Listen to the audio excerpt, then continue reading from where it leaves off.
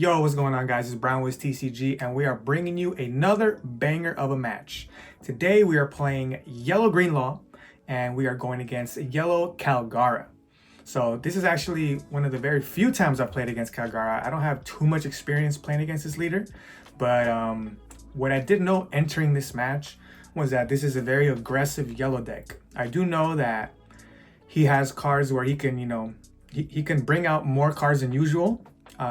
And his leader ability is Dawn ×1, I believe. When attacking, you can play a card from your hand equal to or less than the total amount of Dawn you have on your field, and then you take a life. I believe that's what it is. Excuse me if I'm wrong. I'm saying it off memory right now, but I'm sure you're gonna have the card right here on the bottom so you can check it out. But yeah, so as you can see even here in the video, I was like, can I see your leader real quick? Because I gotta see what it does. It's always tough, in the One Piece card game. There's so many different leader cards. There's like over 100. There's got to be, right? Somebody let me know in the chat, in the comments, how many leader cards there are.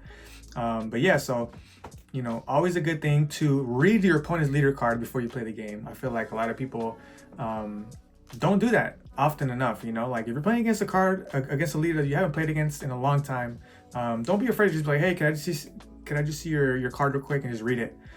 Yeah, it could play into the mental game, right? Where like your opponent may think like, oh, he doesn't even know what my leader does. I'm about to shit on him. But if you don't know what it does, just read it. It never hurt anybody. So we're getting right into it, right? So let's see who opted to go first. My opponent went first, so I'm going second. Gotta take a quick sip of the coffee right there if y'all caught that. I love playing One Piece caffeinated. Oh my gosh, it makes me, I feel like play better. if I'm playing with the coffee in my hand, ooh, watch out. Anyways, first play of the game, 2 Dawn, tap Bonney Searcher, and we're gonna go ahead and search. Let's see what we got so far. We grab a Cavendish, which is an amazing first search of the game. That's exactly what I want in my hand early. So I couldn't have hit a better target.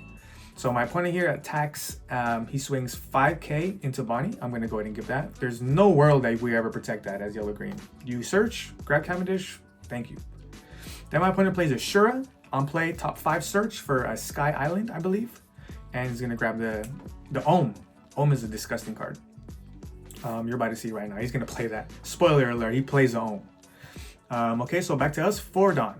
So we have no board. Sometimes it's possible to sneak a Shambles on this turn, but obviously if he removes my board, I ain't got nothing. So I play the Bonney, grab top life, play the Cavendish I just got on top of my life. Then I attach, I leave 1 Dawn open, I swing 5 to leader, and he takes his first hit. And then I tap 1 Dawn for another Bonney Searcher and pass. So unfortunately, I cannot get the search with the Bonney Searcher, but I'm just putting it on so I can, I can play it next turn. I can search next turn, and I won't have to use 2 Dawn. Next turn, I only have to use 1. So the 5 takes the life just as if the 6 would have taken it, the 6 get to life. So I just figured swing 5 and I live with it. So my opponent swings 6 to life here, right? I did just put the Cavendish on top of my life and I take it. Guys, it is okay to go down in life early with Law, right? It's okay to go down early. I feel like a lot of people really try to protect life and like think, oh, I'm gonna be using leader ability. I want to protect my life as much as I can and then, take my own life. Like, no, it's okay. You can play regular, you can take the first 2 life hits pretty reasonably. And then when your 7 log comes out, that's when you start using leader ability. Don't rush it. I know it can seem a little scary, but take that first life hit. It's okay. It's not going to be the end of the world. We have blockers. We have big blockers, small blockers. We have Eustace Kid, defensive wall. So as yellow-green law advice, do not be afraid to take those early life hits. So 6 Dawn, I tap Cavendish, or I tap 5 for Cavendish, restand 2, leaving me at 3. Then I'm going to swing 6 to life. Seeing if my opponent gives me a 2k, and he doesn't, he takes another life. So that's good for me. That's what I want to do here. I want to deny him from using his leader ability as much as possible. Because he has to take a life every time he uses leader ability, I'm pretty sure. So like by me reducing his life, it might dissuade him to use his leader ability later on. So I grab a Secret Law off the 2nd Bonney Search. So another amazing search. I tap 1 for beige, grab top life, place the blocker law on top, use leader ability, bounce the beige to hand, play the blocker law, Law ability, bounce Bonney to hand, and bear with me now. So long turn, and then I play the Tashigi and pass. So as you saw there, quick little double shambles, 3 life. That's okay, bring us down to 2 life, but you know, I'm not really worried. I have 2 blockers on the field. And you know, I have the Tashigi, so even if he wants to use some sort of removal, I can just go ahead and use the Tashigi to protect. So my opponent right here swings 5, and I block for free. I block with the blocker law. That might have been a misplay on my opponent's part. I don't know if he anticipated that. But I blocked it. You know, you always got to be aware. You always got to know the attacks coming in and the defenses that you have. So my opponent swings 6 to life, uses leader ability, plays the Kalgara, and so I believe he swings to my blocker law, and then I give a 1k. And then he swings, I believe 6k, and then I give a 2k. I believe he was swinging to life there.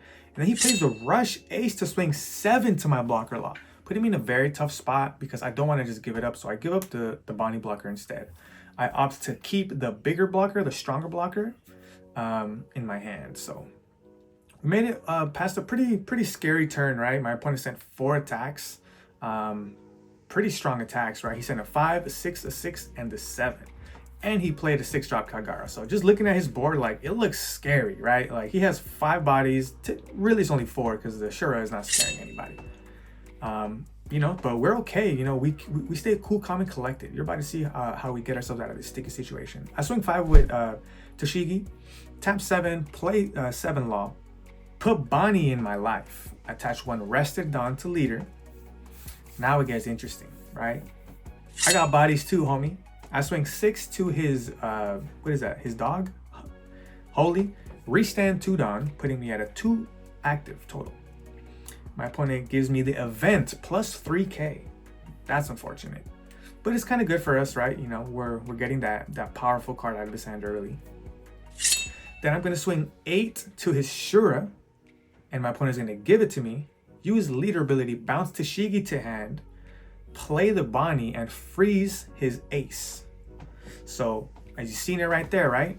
We have bodies too. We have blockers, we have people that can swing, and we have freezers, right? Like, another very strong aspect of this yellow-green law deck is the access to the 5-cost Bonney. 5-cost Bonney on play freezes anything for 1 turn. So real quick, my opponent swings 8 to Cavendish. Cavendish is very important to me, so I'm gonna counter and protect it. 2k, 1k, putting him up to 9. Right?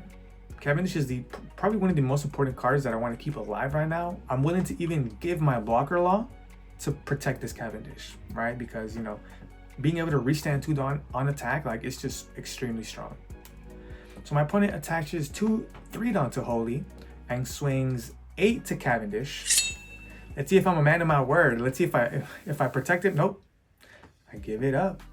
I give up the Cavendish here. I figure, you know, I think in this stage of the game, I was really thinking like Cavendish or blocker. I think I was more scared of, you know, the potential attacks. I believe my opponent just swings 1 last 5k here. No, not 5k. Yeah, he does. He swings 1 last 5k and I block. So again, right? My opponent swings 5 and I have a 6k blocker on the field. Do not forget these moments. In these high pressure situations, in these high pressure moments, you need to keep your cool, especially playing yellow green law, because it's a lot of moving parts. It's a lot of things happening, a lot of things bouncing in and out and blocking and all that stuff. So I could have easily forgotten that I had a blocker right there, but like boom, I blocked it.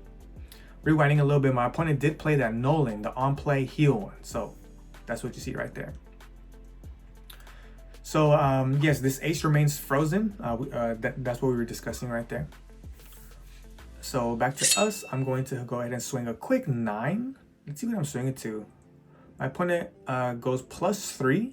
I believe I was swinging to the ace, and he gets +3 to protect it, to protect his ace. So I play a 1-cost searcher. Let's see what I want to grab here. I feel like right now I'm looking for like an 8-cost kid would be nice. Like, yeah, like some blockers, some defensive presence would be nice. So that's why I pick up the Bonney right there. So let's see. I got a Carmo in hand. I got a Hody. I got a Bonney blocker. Not the greatest hand, to be honest. Looks like I have 4 cards in hand. That's pretty low.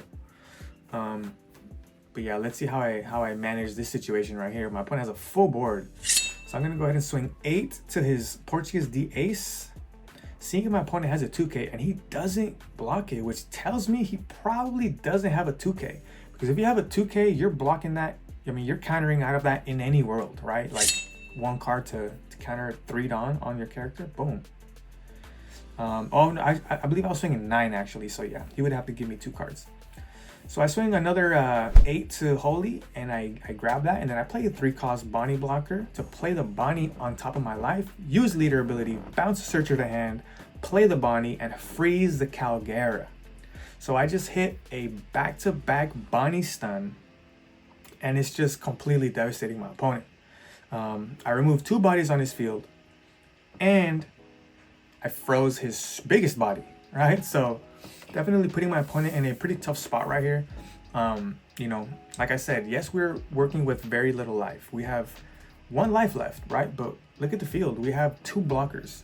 We have 2 blockers. We got 4 cards in hand, you know. So unless my opponent has any way to KO any of these blockers, like, I'm not really in danger. And I know that, right? Like, the way that he's playing, I'm analyzing. I'm like, okay, he hasn't removed anything on my board yet, right?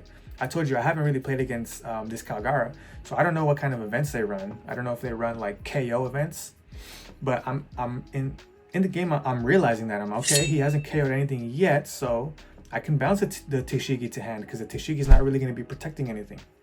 So just a little insight of how I'm thinking and playing within the game. So my opponent is going to swing. What does he swing? Swings 5, and then he swings 7 to Bonney. And I'm gonna go ahead and block with the Bonney because I think I'm looking at my board now, right? And I'm thinking, okay, my board's looking kind of fat, like, and I have a Hody in hand from earlier, right? So I'm already thinking like I could potentially try to go for game. So let me just try to keep as many of my hitting bodies on the field as possible. So that was a little explanation right there. That's why I chose to block there, as opposed to just keep another blocker up. But okay, so moving on, we are at a full 10 Dawn. Just let's see how we start cooking this one right here. So I am going to think about it because, you know, playing Yellow Green Law, again, you don't ever want to rush it. You really want to think of all the possibilities. There are always multiple attacks that you can do playing this leader, multiple strategies. I swing a quick 5K and he gives me a 1K. I swing 7K. My opponent takes. Okay, interesting. I attach 1 Dawn to my Bonney, and I swing another 7K. See what he ends up doing here. He gives me a 2K, 1K. Okay. That's not what we want to see, but you know. It is what it is. I swing 7K with my Trafficker Law blocker. He takes. I send 8K with Hody. No Dawn left active. He takes. Trigger, he's looking at it, he's seeing if he wants to trigger it. And then I swing a big 9 to lead. Is that enough?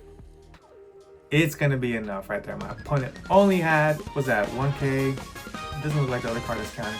But yeah, so there you have it. Spectacular finish right there. So again, it goes back to that Bonney, right? Like the Bonney blocker the turn before.